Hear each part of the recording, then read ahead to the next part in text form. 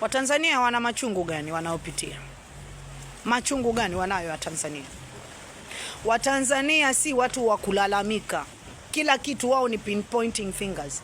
Sisi Kenya saizi tumekuwa hatutaki kufanya biashara, tuna spend mabilioni ya pesa kwa kubet.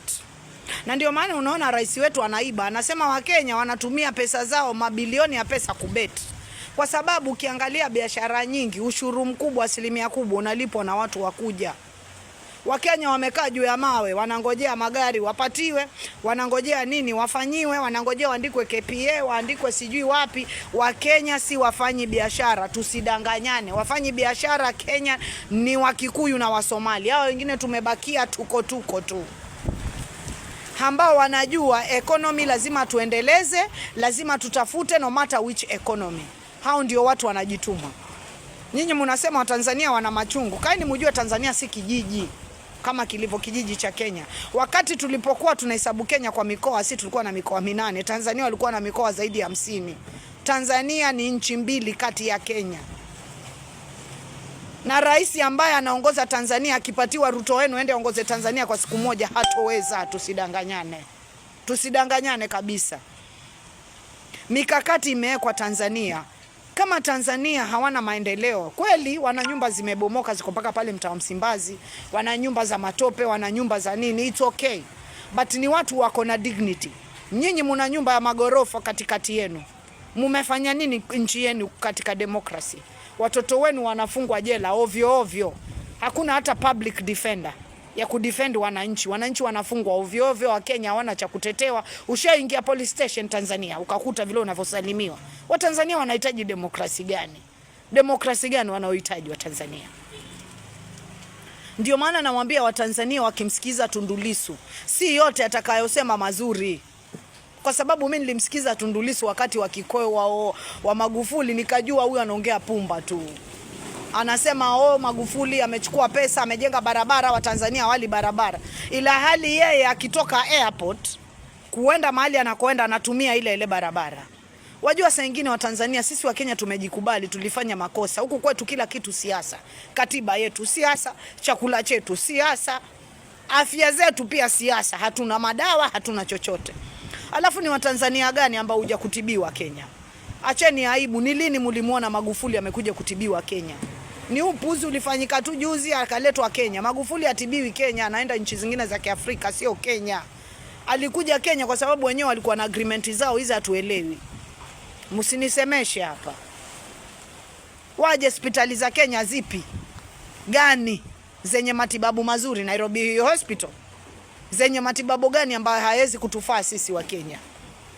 Waje hospitali zipi hapa Kenya wa Tanzania? Jamanini wa Kenya, tuacheni kujitia aibu. Tuacheni kujitia aibu.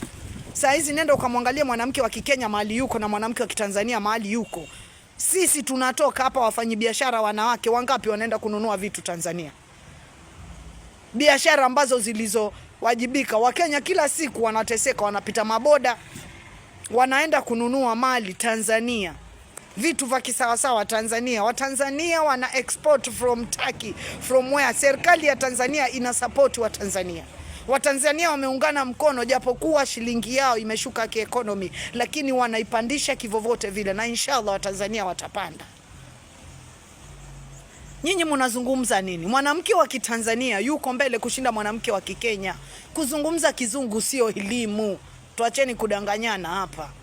Kuzungumza kizungu sio elimu, ni utumwa tu tuko nao huku. Kuna siku ushaisikia Mkenya amekatalia mzungu kitu chochote? Sisi mzungu hata akituambia toeni watoto wenu muue mufanye, tutamwambia sawa. Sisi watumwa, kaeni mkubali sisi watumwa Kenya. Sisi tumewekewa bei kila kitu. Njoni muangalie manjio yanavomesi watoto wetu huku na tumenyamaza. Mashehe wetu hawazungumzi, mapasta wetu wazungumzi, wamenyamaza tu. Wajua kuna lile jambo la kusukumiwa la lazima, lakini unakutana na wenyewe wanangangana kulikataa. Wakenya hata hatukatai, ndio mwanzo watu wetu wanalipwa wananyamaza.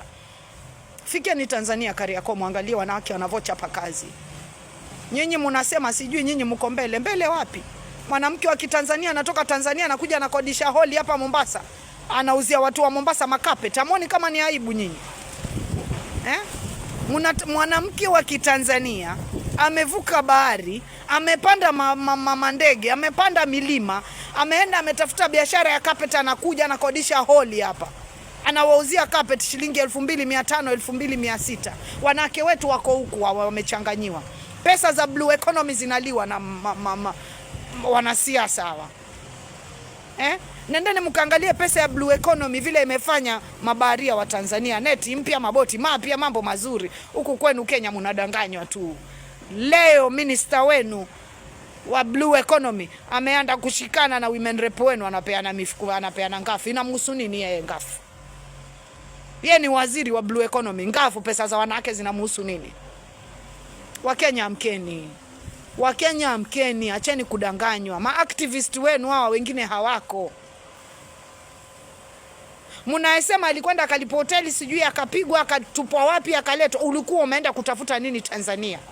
Ulikuwa activist kwa sababu wewe ni journalist, ulipiga picha nzuri katika vita vya 2007.